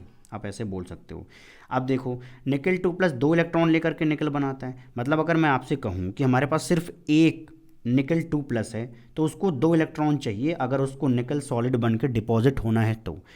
लेकिन हमारे पास अगर 1 मोल निकल 2+ है तो कितने फैराडे इलेक्ट्रॉन की ज़रूरत पड़ेगी, कितने फैराडे चार्ज की ज़रूरत पड़ेगी, तो बोलोगे 2 फैराडे की ज़रूरत पड़ेगी। अब 2 फैराडे किसके बराबर होता है, 2 मल्टीप्लाई 96500 कूलम ऑफ चार्ज, ठीक है। ये कितना डिपॉजिट करवाएगा, 1 मोल, क्योंकि हमने पहले ही बोला कि ये 1 मोल है, ठीक है। अब 1 मोल ऑफ निकल किसके बराबर होता है, 58.7 ग्राम की। ये कैसे पता चला भाई, ये ज्ञान कहाँ से आया, तो ये आया जो आपको दिया गया था, एटॉमिक मास 58.7 ग्राम पर मोल किसका, निकल का। क्लियर है। अब एक चीज़ देखो, अगर इतने कूलम चार्ज से इतना ग्राम डिपॉजिट होता है तो जो आपको क्वांटिटी ऑफ इलेक्ट्रिसिटी, मतलब जो चार्ज आपको दिया गया था, उससे आप ये पता ही कर सकते हो कि कितना निकल आएगा। क्लियर है। देख लो भाई, इतने चार्ज से इतना होता है तो 6000 कूलम से कितना हो जाएगा, यहाँ पे आप सॉल्व कर लीजिए, इतना divide by this multiplied by this आ जाएगा 1.825 ग्राम ऑफ निकल। शायद समझ में आ रहा होगा। अब हम 16th क्वेश्चन देखते हैं जिसमें लिखा हुआ है कि 3 electrolytic cell ABC containing solution ZnSO4, AgNO3 and copper sulphate respectively are connected in series. कहने का मतलब है कि A, बी और सी, ये हमने 3 इलेक्ट्रोलिटिक सेल लिए, जिसमें ए के अंदर क्या प्रेजेंट है, ZnSO4 प्रेजेंट है, बी के अंदर AgNO3 प्रेजेंट है एंड सी के अंदर कॉपर सल्फेट प्रेजेंट है। इसको हमने एक सीरीज में कनेक्ट कर दिया। तो सीरीज में कनेक्ट करने के लिए मतलब हमने एक बैटरी सब पर लगा दिया है, ठीक है। और वो बैटरी जो है करंट दे रही है 1.5 एम्पियर का। जब हम उस सीरीज में 1.5 एम्पियर का करंट पास करते हैं तो हमें 1.45 ग्राम ऑफ Ag डिपॉजिट हुआ मिलता है बी के अंदर, क्योंकि बी के अंदर क्या प्रेजेंट था, AgNO3 प्रेजेंट था। ओके, तो यहां से हमें पता चला कि WAG is equal to 1.45 gram and current I is equal to 1.5 ampere. Okay, अब हमसे कहा जा रहा है how long did the current flow, इसका मतलब हमसे टाइम पूछा जा रहा है, कितने टाइम तक हमने करंट फ्लो किया कि इतना Ag डिपॉजिट हो गया। सेकंड क्वेश्चन है कि what mass of the copper and zinc were deposited. जब हम ये कह रहे हैं कि 1.45 ग्राम ऑफ Ag डिपॉजिट हुआ तो उतने वक्त में, उतने समय में कॉपर कितना डिपॉजिट हुआ और जिंक कितना डिपॉजिट हुआ, इसके बारे में हमें कमेंट करना है। इस क्वेश्चन को हम बहुत अच्छे से समझ सकते हैं एक इमेज के थ्रू। यहाँ पर हमने ABC कंपार्टमेंट को एक सीरीज में कनेक्ट कर रखा है एक बैटरी के थ्रू। पहले वाले कंपार्टमेंट में जिंक सल्फेट है, दूसरे में AgNO3 है और तीसरे में कॉपर सल्फेट है। तो इस तरीके से एक बैटरी जो है एक ही करंट सब में भेज सकती है। हमें क्या दिया गया है, करंट दिया गया है 1.5 एम्पियर, W दिया हुआ है 1.45 gram of Ag and time के बारे में हमें पता करना है।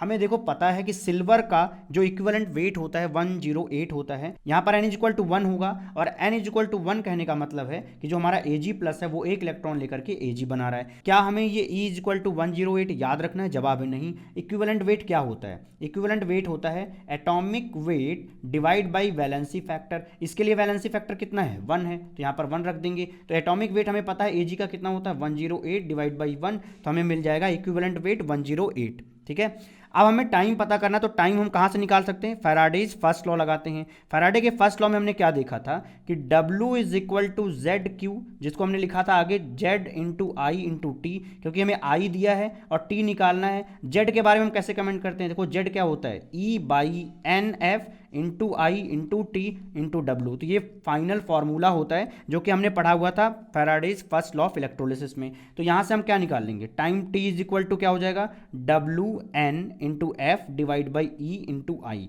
ठीक है, तो ये वैल्यूज हम क्या करेंगे, पुट कर देंगे जो हमें ऊपर दिया गया था। देख लेते हैं, W कितना पुट करना है 1.45 ग्राम, F की वैल्यू कितना रखना है 96500, N की वैल्यू कितना रखना है 1, तो यहाँ पे मल्टीप्लाइड 1 लिख सकते हो। E यहाँ पर कितना है 108, I कितना है 1.5। तो इस तरीके से हमें जो टाइम मिलता है वो मिलता है 863.73 सेकेंड। तो इस तरीके से आप बोल सकते हो कि जब आप 863.73 सेकेंड तक आप करंट फ्लो कराओगे तब जाकर के 1.45 ग्राम ऑफ Ag जो है वहां पर कैथोड के ऊपर जाकर के डिपॉजिट होगा। अब हमें mass of copper and zinc के बारे में बताना है। उसके लिए हमें फैराडे के सेकंड लॉ की तरफ जाना पड़ेगा, क्योंकि हमने वेट की चर्चा वहीं पे किया था। तो देखिए भाई, हमें पता है कि W1 कितना है 1.45 ग्राम ऑफ Ag, भाई Ag की बात कर रहा हूँ, ठीक है। तो Ag से रिलेटेड E1 कितना है 108।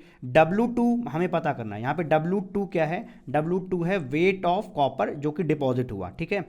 E2 कितना होगा कॉपर का, वो निकाल के देख लेते हैं। इसका एटॉमिक वेट कितना होगा 63.5। हम इक्विवेलेंट वेट निकालने जाएंगे तो 2 से डिवाइड करेंगे तो कितना मिलेगा 31.75। ठीक है, हमने 2 से डिवाइड क्यों किया भाई, क्योंकि यहाँ पर कॉपर 2 प्लस जब कॉपर में जा रहा था तो उसका वैलेंसी फैक्टर कितना निकल के आता है 2 निकल के आता है। तो अब फैराडे लॉ लगा लेते हैं जो कहता है कि W1 divide by W2 is equal to E1 divide by E2। Okay, तो W1 की वैल्यू यहाँ से पुट कर दिया, E1 की वैल्यू पुट कर दिया, W2 हमें पता करना है क्योंकि बाकी 3 चीज़ें दी गई हैं। तो W2 निकल के आ गया इतना, और ये क्या था वेट ऑफ कॉपर था।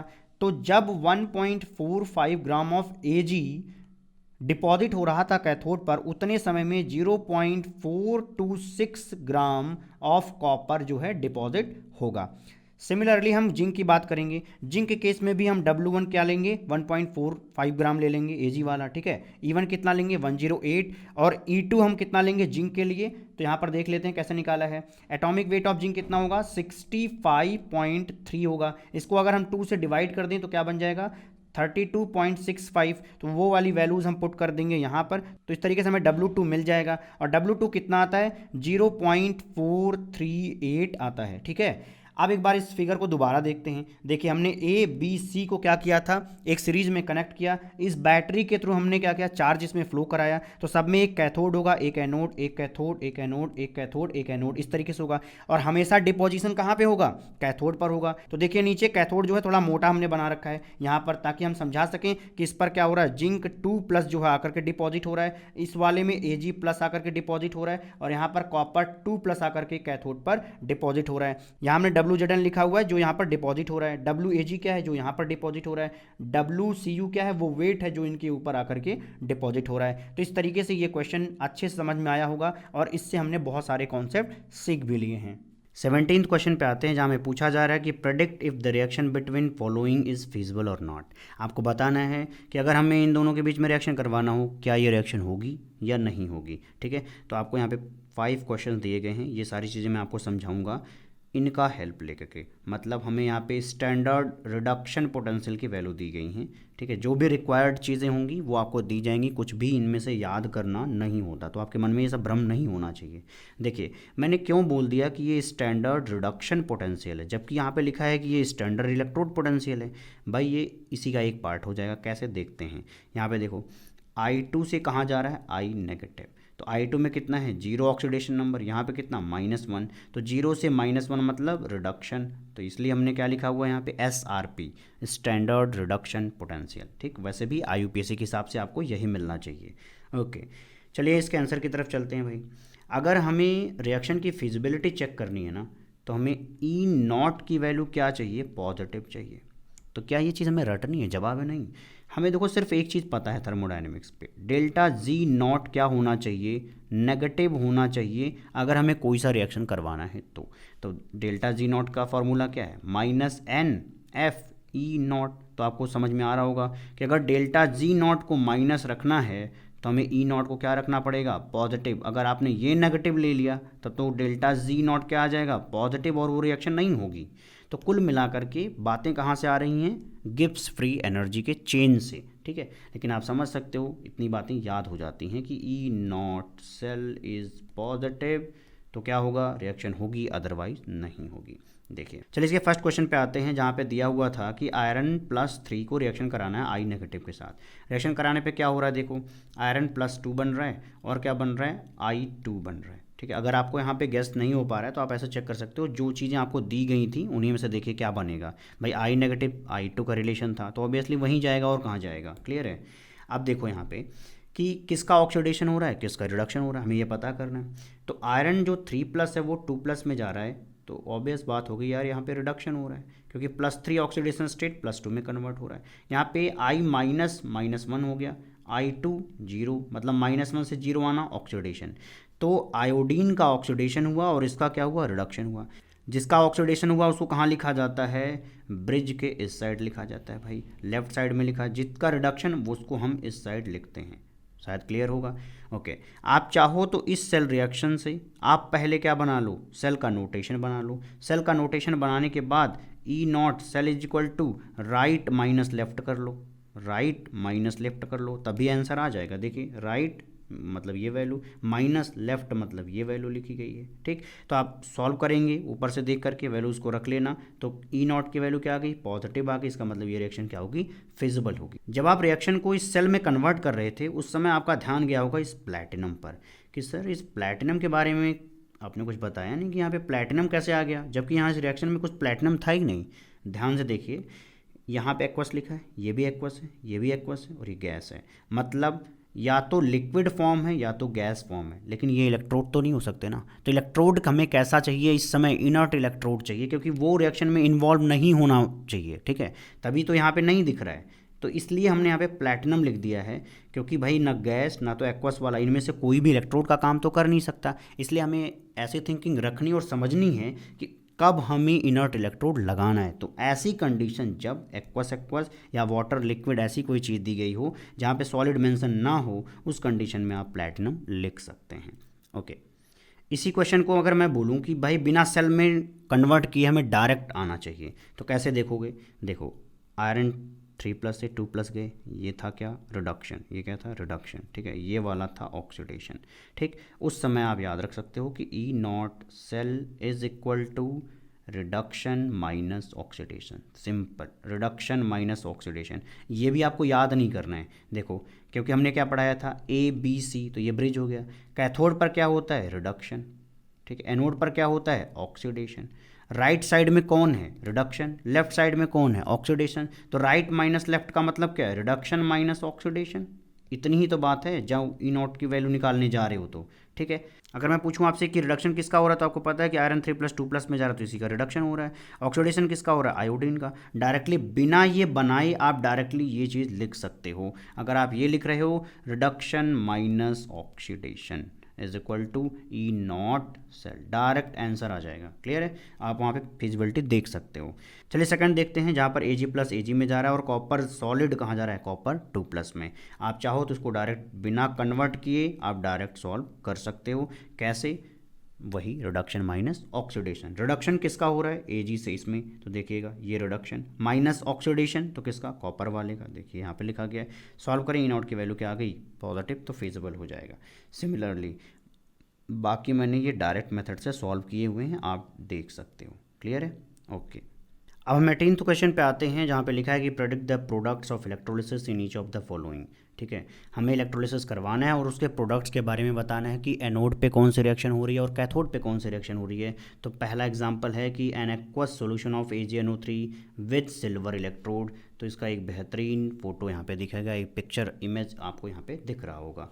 देखिए कि हमने यहाँ पे एक समझिए बीकर ले रखा है, इसमें हमने 2 इलेक्ट्रोड लगाए। किसके थे ये, सिल्वर इलेक्ट्रोड थे। ठीक है, एक पॉजिटिव होगा, एक नेगेटिव होगा, एक कैथोड और एक एनोड होगा। क्लियर है। अब इस इलेक्ट्रोलाइट में कौन कौन से आयन प्रेजेंट हैं, इसी बात से आप ये डिसाइड कर पाओगे कि इलेक्ट्रोलिसिस के बाद क्या प्रोडक्ट आएंगे। ठीक है, देखो इसमें हमने क्या डाला, AgNO3 सॉलिड के रूप में डाला, लेकिन वाटर में डालते ही क्या हो जाएगा, ये Ag+ एंड NO3 नेगेटिव में टूट जाएगा। और वाटर कैसे होगा, इस तरीके से H+ एंड OH नेगेटिव के फॉर्म में आयोनाइज हो जाएगा। क्लियर है। इस इलेक्ट्रोलाइटिक सॉल्यूशन में कौन कौन से आयन हो गए, अब देखिएगा कौन कौन से आयन हैं, H+, OH negative, Ag+, NO3 negative. क्या इसके अलावा और कोई भी आयन प्रेजेंट है, जवाब है नहीं। अब जो आयन है उन्हीं के हिसाब से आपको ऑक्सीडेशन कराना है और रिडक्शन कराना है, सिंपल सी बात है। चलिए कैथोड पर देखते हैं। कैथोड पर क्या होता है, रिडक्शन होता है। आपको यहाँ या तो इलेक्ट्रोकेमिकल सीरीज से सहारा लेना पड़ेगा या तो कुछ बातें आपको यहाँ पे याद भी रखनी पड़ेंगी। ठीक है, तो कैथोड पे क्या होता है, रिडक्शन होता है। अगर किसी का स्टैंडर्ड रिडक्शन पोटेंशियल बहुत ज़्यादा है तो वो आसानी से रिड्यूस होना चाहेगा। सिंपल सा एक कॉन्सेप्ट लगाना है कैथोड में। और एनोड वाले में क्या होता है, ऑक्सीडेशन होता है। तो आप बोलोगे जिसका SRP वैल्यू क्या होगी, बहुत बहुत कम होगी, उसी का ऑक्सीडेशन होगा, क्योंकि SRP वैल्यू किसको प्रमोट करती है, रिडक्शन को प्रमोट करती है। सिंपल सी बात ये है। ठीक, या उसी को बोला जाता है डिस्चार्ज पोटेंशियल। अगर किसी का डिस्चार्ज पोटेंशियल बहुत ही कम है तो वो आसानी से क्या हो जाएगा, डिस्चार्ज हो जाएगा। ऐसे समझो जैसे मान लीजिए युद्ध हो रहा था Ag+ और H+ में। ठीक है, लेकिन हमने युद्ध निपटा दिया बहुत सस्ते में। ठीक है, 10 रुपये दिया उन्हें, भाई युद्ध मत करो। ठीक है, ये भाई साहब मान गए, तो मान गए तो युद्ध से ये निकल के क्या हो गए, बाहर आ गए। तो ये भाई साहब अकेले किससे युद्ध करेंगे, किससे झगड़ा करेंगे, किसी से नहीं कर पाएंगे। तो सिंपल सी बात ये है कि जिसका डिस्चार्ज होने का पोटेंशियल क्या होगा, कम होगा, मतलब कम ही पैसे पे वो मान जा रहा है, कम ही पोटेंशियल देने से वो कह रहा है ठीक है भाई हम Ag+ से Ag बनने को तैयार हैं, लेकिन H+ अपने एटीट्यूड में कम, मुझे नहीं जाना H2 में। ठीक है, तो ये रिएक्शन नहीं हो पाएगी। ठीक है, क्योंकि ज़्यादा एटीट्यूड रखने वालों का घाटा बहुत ज़्यादा है। ठीक, तो Ag+ किस में चला जाएगा, Ag में चला जाएगा। तो यहाँ पे लिखा है कि Ag+ ions have lower discharge potential than H+, hence H+ will be deposited as Ag in preference to H+ ion. ठीक है, तो Ag+ क्या करेगा, इलेक्ट्रॉन लेगा और Ag में कन्वर्ट हो जाएगा। नेक्स्ट एनोड पर क्या होगा, एनोड पर क्या होता है, ऑक्सीडेशन। अब ऑक्सीडेशन किसका कराएंगे, तो जो भी चीज़ें प्रेजेंट हैं उस हिसाब से देखने पे Ag of the anode will dissolve to form Ag+ ion in the solution. होता क्या है कि जो आपने ये इलेक्ट्रोड लिया हुआ, ये इनर्ट इलेक्ट्रोड तो है नहीं, ये रिएक्शन में पार्टिसिपेट करता है। अगर ये रिएक्शन में पार्टिसिपेट करता है तो जो Ag सॉलिड के फॉर्म में था वो टूट करके Ag+ भी तो बन सकता है। ठीक है, तो देखो यहाँ पे न्यूट्रल था, ये चार्ज हो गया +1, इसका मतलब यहाँ पे क्या हो गया, ऑक्सीडेशन। भाई 0 ऑक्सीडेशन स्टेट से +1 पे आ रहे हो तो क्या होगा, ऑक्सीडेशन। वही रिएक्शन यहाँ पे कराई गई है। तो यहाँ पे क्या हो रहा है कि Ag+ Ag बना रहा है और Ag जो है Ag+ बना रहा है। ओके, सेकंड पे आते हैं जो कि है an aqueous solution of AgNO3 with platinum electrode. देखिए ये क्वेश्चन इसलिए दिया है ताकि आप ऊपर और इन दोनों में डिफरेंस समझ पाएँ। यहाँ पर सिल्वर इलेक्ट्रोड लिखा है जबकि यहाँ पर प्लैटिनम इलेक्ट्रोड लिखा है, बाकी चीज़ें देखिए सेम लिखा है, ठीक है। अब यहाँ पे समझने वाली बात ये है कि जब हमने सिल्वर इलेक्ट्रोड लिया था तब तो वो एनोड पर क्या हो रहा था, ऑक्सीडाइज हो सकता है, लेकिन प्लैटिनम इलेक्ट्रोड जो होता है वो ऑक्सीडाइज नहीं हो सकता। तो यहाँ पर देख लीजिए AgNO3 हमने इसमें डाला हुआ था, ठीक है। कैथोड पर वही सिमिलर रिएक्शन होगी क्योंकि वही AgNO3 प्रेजेंट है, तो Ag+ इलेक्ट्रॉन लेगा और Ag में चला जाएगा, वो डिपॉजिट हो जाएगा। अब हम एनोड वाला पार्ट देख लेते हैं। एनोड पर क्या होता है, ऑक्सीडेशन होता है। तो एनोड पर अगर ऑक्सीडेशन हो रहा है तो हम किसका ऑक्सीडेशन कराएं, क्या प्लैटिनम इलेक्ट्रोड का ऑक्सीडेशन करा दें जैसा पिछली बार कराया था Ag का? तो जवाब है नहीं। क्यों? क्योंकि जो यहाँ पे सिल्वर होता है वो एक्टिव इलेक्ट्रोड होता है, वो खुद रिएक्शन में इन्वॉल्व हो सकता है, लेकिन प्लैटिनम इलेक्ट्रोड जो होगा वो रिएक्शन में इन्वॉल्व नहीं होगा, वो एक इनर्ट इलेक्ट्रोड होगा। और जो इनर्ट इलेक्ट्रोड होता है वो कहता है भाई देखो मैं रिएक्शन में तो नहीं आऊँगा, लेकिन मेरे ऊपर चाहो तो कितनी भी रिएक्शन कर लो तुम, चाहे ऑक्सीडेशन करो चाहे रिडक्शन करो, ठीक। तो ये रिएक्शन में नहीं आ रहा, चलो ओके। अब ऑक्सीडेशन किसका करवाएं, या तो OH नेगेटिव के पास जा सकते थे या तो नाइट्रेट के पास जा सकते थे। ये दोनों में लोअर ऑक्सीडेशन देखना पड़ेगा, मतलब आपको लोअर डिस्चार्ज पोटेंशियल देखना पड़ेगा। तो OH नेगेटिव का क्या होता है, लोअर डिस्चार्ज पोटेंशियल होता है, इसलिए ये आसानी से यहाँ पर क्या हो जाएगा, रिएक्शन इसकी हो जाएगी। OH नेगेटिव किस में चला जाएगा, O2 में चला जाएगा। तो इस बात को याद रख लेंगे कि इसका डिस्चार्ज पोटेंशियल क्या होता है, लोअर होता है विद रिस्पेक्ट टू नाइट्रेट, इस वजह से ये यहाँ पर रिएक्शन में पार्टिसिपेट कर पा रहा है। ओके, थर्ड देखते हैं ये dilute solution of H2SO4 with platinum electrode. कभी कभी लिखा जाता है एसिडिफाइड सॉल्यूशन को हमें क्या कराना है, प्लैटिनम इलेक्ट्रोड के प्रेजेंस में इलेक्ट्रोलिसिस करानी है, ठीक है। तो ये दोनों एक ही बात है। चलिए देखते हैं थर्ड कैसे समझेंगे। तो यहाँ आपको दिखेगा कि देखो H+ आयन प्रेजेंट है, OH नेगेटिव एंड सल्फेट। तो यहाँ पर सिर्फ ये 3 आयन प्रेजेंट है, लेकिन पॉजिटिव में तो सिर्फ एक ही आयन प्रेजेंट है। मतलब सिंपल सा हो गया कि कैथोड पर क्या होगा, H+ एक इलेक्ट्रॉन लेगा, H2 बना देगा, क्योंकि कैथोड पर हमें क्या कराना है, रिडक्शन। और यहाँ पे रिडक्शन आसानी से होता हुआ दिख भी रहा है, क्योंकि भाई H+ को किसी और से कंपेयर ही नहीं करना है, सिर्फ एक ही आयन था, तो ये सिंपल से रिएक्शन हो गई। तो कैथोड के साइड हमें क्या मिला, H2 गैस के यहाँ पे बुलबुले मिलेंगे। क्लियर है? ओके, और यहाँ से हम H2 गैस निकाल भी लेंगे। ओके, अब एनोड पे आते हैं। एनोड पर क्या होता है, ऑक्सीडेशन। ये वाली रिएक्शन हमने थोड़ी देर पहले पढ़ी कि हमें OH नेगेटिव एंड सल्फेट मिले, तो आप समझिएगा OH नेगेटिव फिर जल्दी क्या हो जाएगा, इस तरीके से रिएक्शन में पार्टिसिपेट कर जाएगा, OH नेगेटिव से O2 बन जाएगा, और यहाँ क्या होगा, ऑक्सीजन के बुलबुले मिलेंगे। फिर यहाँ से आप इसको O2 रिसीव भी कर सकते हो बाहर की तरफ। चलिए फोर्थ पॉइंट पे आते हैं। फोर्थ पॉइंट में लिखा है कि an aqueous solution of CuCl2 with platinum electrode. अब दिया है कॉपर क्लोराइड दे रखा है, तो उसको तोड़ दीजिए, कॉपर 2+ बनेगा और क्लोराइड आयन बन जाएगा। ये तो H+ एंड OH नेगेटिव में टूटेंगे, ठीक है। कैथोड पर क्या होता है, रिडक्शन, ठीक है। रिडक्शन में H+ और Cu2+ दो चीज़ें थी, उसमें जल्दी रिड्यूस कौन होता है, कॉपर जल्दी रिड्यूस हो जाता है। तो यहाँ पे वही हुआ, कॉपर 2+ 2 इलेक्ट्रॉन लेता है, कॉपर में चला जाता है। ये काम हुआ ये काम हुआ कैथोड पे। अब आते हैं एनोड पर। एनोड में क्या क्या होगा, पॉसिबल क्या है, Cl negative and OH negative. तो Cl नेगेटिव जल्दी डिस्चार्ज हो जाएगा, ऐसा समझ लीजिए। तो Cl नेगेटिव चला जाएगा Cl2 में, मतलब एनोड पर Cl2 गैस निकल रही होगी और कैथोड पर कॉपर जमा होता हुआ दिखेगा। जमा होता हुआ क्यों कर रहा हूँ, क्योंकि सॉलिड प्रेजेंट है, उसके लिए ऐसी शकल सूरत हमने यहाँ पे बना रखी है। तो इस तरीके से इस एक्सरसाइज का 18th क्वेश्चन मतलब लास्ट क्वेश्चन भी हमने अटेम्प्ट कर लिया। अगर आपने चैप्टर की जो थ्योरी वीडियो है उसको ढंग से देखा है, जो मैंने आपको हैंड रिटन नोट्स दिए हैं उसको अच्छे से पढ़ा है और NCERT एक्सरसाइज के क्वेश्चन को सॉल्व कर लिया है, तो आपको बाहर से कुछ और पढ़ने की ज़रूरत नहीं है, क्योंकि मैंने वहाँ पर कंप्लीट NCERT कवर कराया, पूरे PYQs कवर करा दिए हैं और एक बेहतरीन नोट्स आपको दिया है जिससे आप रिवाइज कर सकते हो, पढ़ सकते हो और समझ सकते हो। चलिए मिलते हैं आपको अगली वीडियो में, तब तक के लिए खुश रहिए, प्रसन्न रहिए।